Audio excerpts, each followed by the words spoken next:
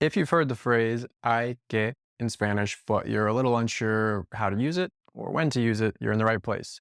In this episode of 3 Minute Spanish, we're going to look at that phrase specifically, "hay que," so that you can understand how to use it, when to use it, and the different contexts where it's appropriate.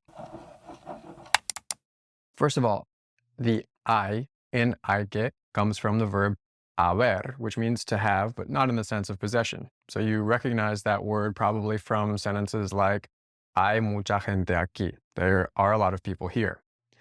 When you take I and add que to it, hay que, it's the equivalent to one must. One must or you have to.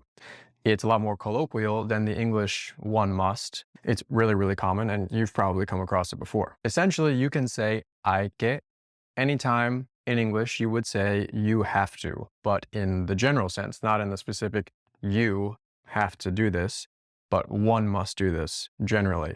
You have to do this.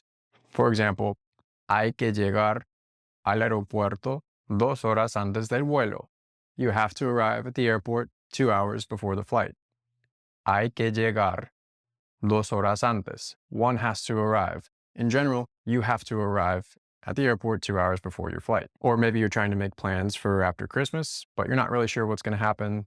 You might say, hay que ver qué pasa después de la Navidad.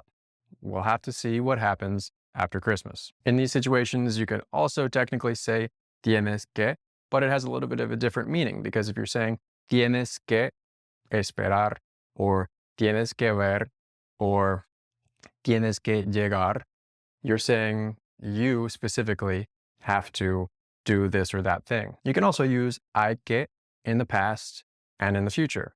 In the past, most commonly, you'll see it in the imperfect, in había. Había que tomar una decisión.